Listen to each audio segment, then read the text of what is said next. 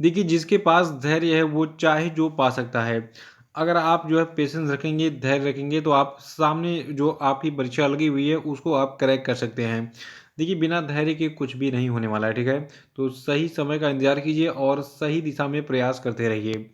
देखिए, आज का वीडियो बहुत ही खास है क्योंकि आज के वीडियो में टोटल 11 मोस्ट इम्पोर्टेंट प्रश्नों पे हम चर्चा करने वाले हैं।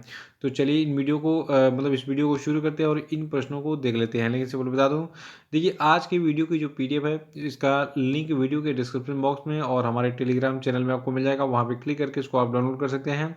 साथ में जो हमारा वार्षिकांक है इसकी भी पीडीएफ की लिंक आपको वीडियो के डिस्क्रिप्शन बॉक्स में मिल जाएगी। तो इसको क्लिक करके डाउनलोड करके पूरा पढ़ डालिए क्योंकि सामने जो परीक्षा लगी हुई है, ये देखिए जो भी टारगेट बनाया है आपने सोचिए कि मतलब इसको जो है मुझे इस बार में ही यानी कि पहली बार या फिर जो आपका ये आखिरी प्रयास चला है इस बार में जो है हमें क्रैक करना है, ठीक है? तो उसके लिए आपको सही दिशा में प्रयास करना पड़ेगा। तो चलिए वीडियो को शुरू करते हैं। देखिए आज का हमारा पहला प्रश्न है कि सऊदी अरब की पहली महिला अंतरिक्ष यात्री कौन है जो कि इंटरनेशनल स्पेस स्टेशन के लिए एक मिशन में शामिल है? तो देखिए सऊदी अरब की जो पहली महिला अंतरिक्ष यात्री है इनका नाम है रियाना बरनावी। देखिए अगर आप एग्ज़ाम में एक नंबर एकदम 100% कन्फर्म करना चाहते हैं तो इसको ज़रूर नोट कर लीजिएगा क्योंकि देखिए सऊदी अरब एक इस्लामिक कंट्री है और यहाँ पे किसी महिला को इतना बड़ा सम्मान मिल रहा है, अवसर मिल रहा है, बहुत बड़ी चीज़ है। तो सऊदी अरब की पहली महिला अंतरिक्ष यात्री कौन है? इनका नाम है रियाना बरनावी और ये जो है इंटरनेशनल स्पेस स्टेशन के एक मिशन में शामिल हो गई हैं। और पूरी न्यूज़ क्या है इसको थोड़ा सा हम डिटेल में देखेंगे। देखिए सऊदी अरब की जो पहली महिला अंतरिक्ष यात्री रियाना बरनावी हैं ये इस साल अंतर्राष्ट्रीय अंतरिक्ष स्टेशन के 10 दिवसीय मिशन पर अपने साथी अली अल करनी के साथ जाएंगी। देखिए सऊदी अरब के दोनों अंतरिक्ष यात्री, दोनों का मतलब हो गया रियाना बरनावी और अली अल करनी, दोनों अंतरिक्ष यात्री 2023 की दूसरी तिमाही में स्पेस स्टेशन की यात्रा करेंगे जो कि AX-2 स्पेस मिशन के क्रू में शामिल है। देखिए फ्लोरिडा जो आपका है, देखिए फ्लोरिडा अमेरिका में है। तो अमेरिका के फ्लोरिडा में नासा नासा क्या अमेरिका की अंतरिक्ष एजेंसी है। तो फ्लोरिडा में नासा के कैनेडी स्पेस सेंटर में लॉन्च कॉम्प्लेक्स 39A से स्पेस एक्स फाल्कन 9 रॉकेट के दौरान क्रू मेंबर्स को यानी कि इन सभी को स्पेस स्टेशन भेजा गया, दोनों को, ठीक है? तो इस चीज़ को नोट कर लीजिएगा कि रियाना बरनावी जो है ये सऊदी अरब की पहली महिला अंतरिक्ष यात्री हैं और जल्द ही यानी कि इस साल के दूसरे तिमाही में, दूसरा तिमाही मतलब हो गया अप्रैल से लगाए जून तक का पीरियड, इसमें कभी भी इनको अंतरिक्ष में भेजा जा सकता है। और दूसरा क्या है, भारत के किस आईआईटी के छात्रों ने दुबई में वर्ल्ड गवर्नमेंट समिट में गोल्ड मेडल जीता? तो देखिए जो भारत का आईआईटी इंदौर है, इंदौर आपका स्थित है कहाँ पे?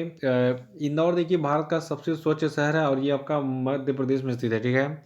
तो आईआईटी इंदौर के नियति तोतला और नील कल्पेश कुमार पारिक, इन दोनों को जो है मिस्र के राष्ट्रपति अब्देल फतेह अल सीसी ने अभी हाल ही में प्रतिष्ठित पदक दिया वर्ल्ड गवर्नमेंट समिट में जो कि दुबई में चल रहा है। और देखिए इन दोनों छात्रों ने ब्लॉकचेन आधारित रसीद जनरेशन एप्लीकेशन ब्लॉक बिल को डेवलप किया है, इसलिए इन दोनों को ये सम्मान मिला है। देखिए MGOV अवार्ड और गवर्नमेंट टेक अवार्ड संयुक्त अरब अमीरात सरकार के द्वारा वर्ल्ड गवर्नमेंट समिट के हिस्से के रूप में आयोजित एक वार्षिक पुरस्कार है, इसको भी नोट कर लीजिएगा। और तीसरा कि हाल ही में किस कंपनी ने भारतीय महिला क्रिकेटर यास्तिका भाटिया और रेणुका सिंह ठाकुर को अपना ब्रांड एम्बेसडर बनाया? देखिए अपने नोटबुक में एक ऐसा पेज लीजिए और ऊपर लिखिए ब्रांड एम्बेसडर, ठीक है? और उसमें जितने भी नए नए ब्रांड एम्बेसडर बन रहे हैं सबका नाम नोट करते रहिए। इससे क्या होगा कि मतलब एग्ज़ाम देने के पहले आपको रिवीजन करने में आसानी होगी।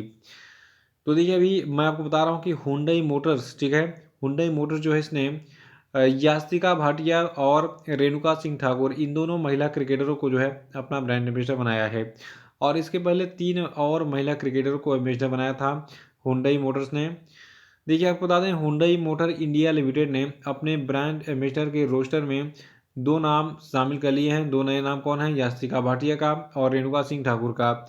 इससे पहले जो है स्मृति मंथना, शेफाली शर्मा और जेमिया रोड्रिग्स, ये तीनों जो है शामिल हुई थी इंडियन हुंडई के ब्रांड एम्बेसडर के रूप में। और देखिए हुंडई मोटर्स जो आपका है अब ये जो है इन पाँचों से प्रमोशन कराएगा अपने कार का, मतलब जो भी ये व्हीकल्स जो है प्रोड्यूस करता है।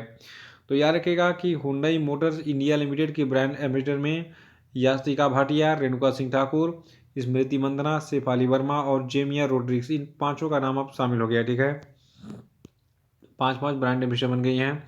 जैसे पूमा ने किया था, बहुत सारे ब्रांड एम्बेसडर बना रखे हैं।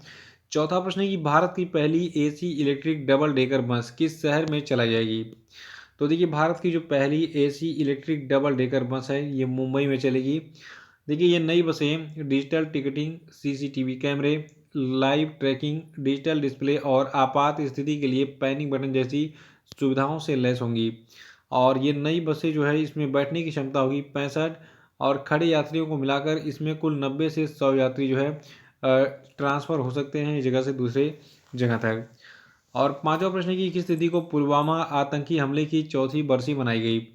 देखिए, 14 फरवरी को भले ही आप वैलेंटाइन डे बनाते हैं, लेकिन 14 फरवरी 2019 को जो घटना हुई थी जम्मू कश्मीर के पुलवामा के अवंतीपुरा में, उसको सोचकर जो है दिल दहल जाता है। बिल्कुल समझ लीजिए, मतलब हमारे जो सीआरपीएफ के जवान जा रहे थे व्हीकल्स में बैठकर, देखिए उनको जो है एक कार से, मतलब आतंकियों ने क्या किया था, एक कार में पूरा बम भर लिया था और उससे जो है सीआरपीएफ के जवानों के काफिले पर जो है मतलब टकराव कर दिया, जिससे सीआरपीएफ के जवानों के जो व्हीकल्स थे उनके चीथड़े उड़ गए थे। हमारे जवानों को जो है अपनी जान गंवानी पड़ गई थी।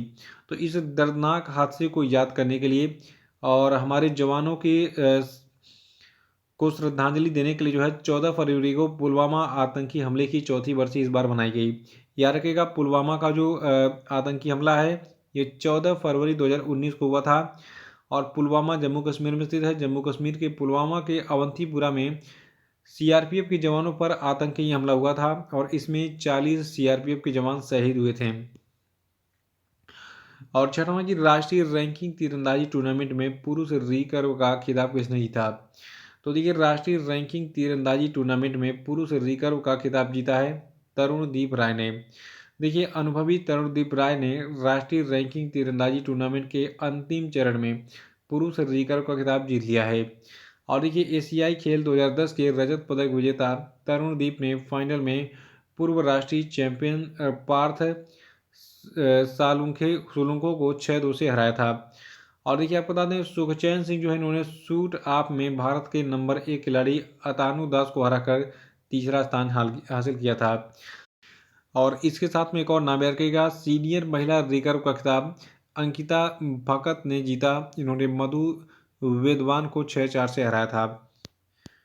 और अगला प्रश्न है कि हाल ही में किसे साइप्रस का नया राष्ट्रपति चुना गया है? देखिए, किसी भी देश का प्रधानमंत्री या फिर राष्ट्रपति कोई अगर बनता है तो इसको आप अलग से एक पेज पर नोट किया कीजिए कि कौन से देश का कौन नया राष्ट्रपति बना या फिर प्रधानमंत्री बना।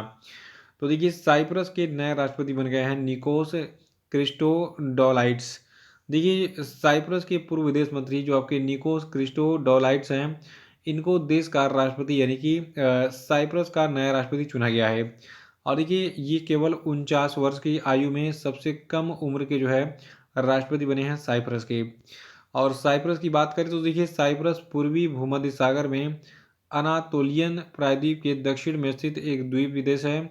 इसकी राजधानी निकोसिया है और इस देश की मुद्रा है यूरो। आठवां की हाल ही में जनवरी महीने में ICC men's player of the month का अवार्ड किसको दिया गया? तो देखिए, जनवरी महीने का यानी कि जनवरी 2023 का जो ICC men's player of the month award है ये भारत के शुभमन गिल को मिला है।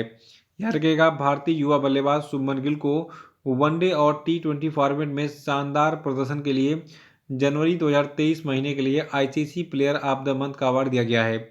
और इसके अलावा इंग्लैंड की ग्रेस स्क्रीवेंस को जनवरी 2023 के लिए आईसीसी महिला प्लेयर ऑफ द मंथ चुना गया है।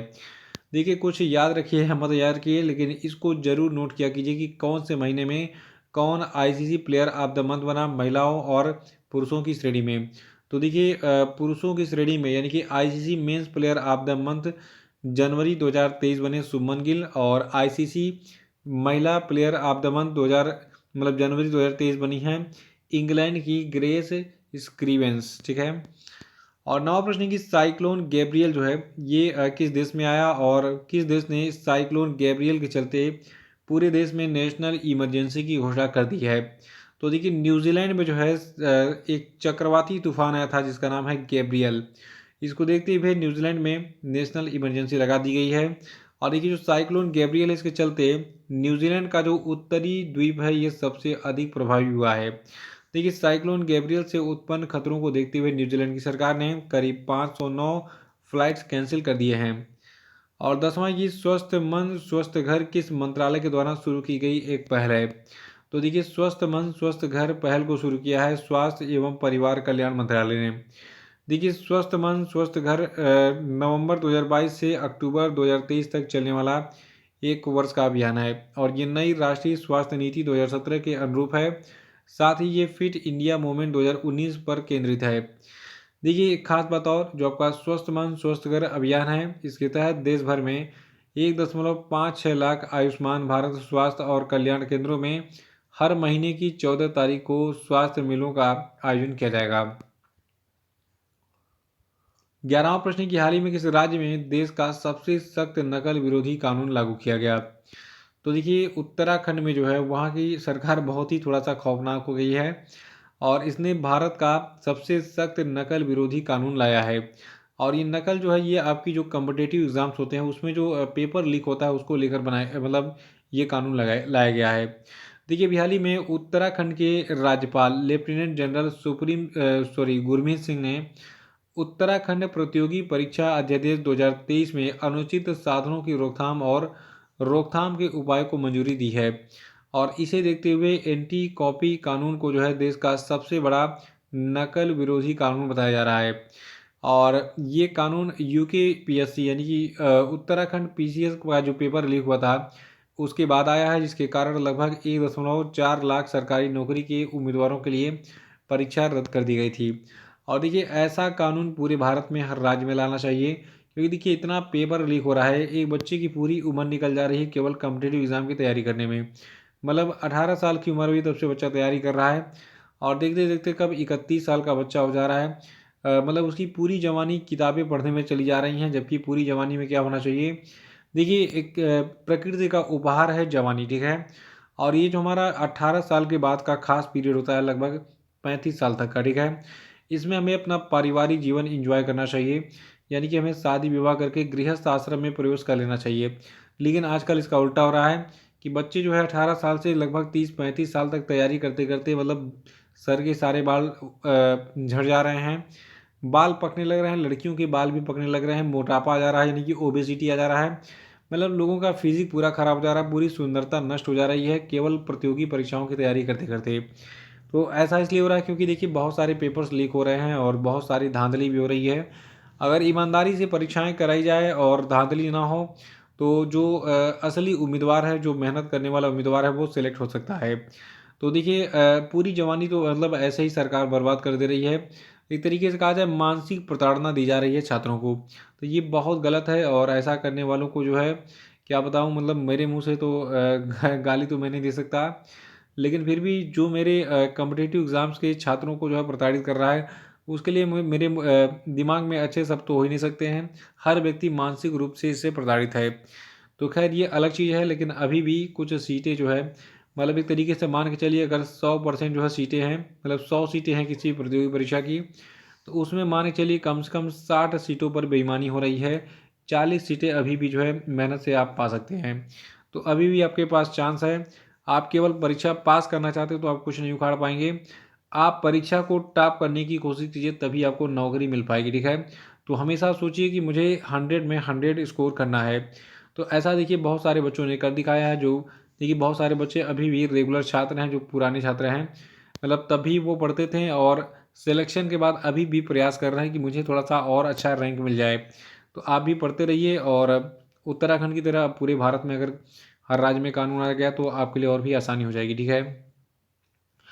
अब हम बात करेंगे आज के सभी क्वेश्चन पे। देखिए आज का पहला प्रश्न है कि लद्दाख का नया उपराज्यपाल किसको बनाया गया बताइए। और आपको बताना है कि पहले विमेंस प्रीमियर लीग के ऑक्शन में भारत की स्टार बल्लेबाज स्मृति मंदाना को इस टीम ने खरीदा है बताइए। और देखिए भारत के किस एथलीट ने एशियन इंडोर एथलेटिक्स चैंपियनशिप में 60 फुट इवेंट में गोल्ड जीता बताइए।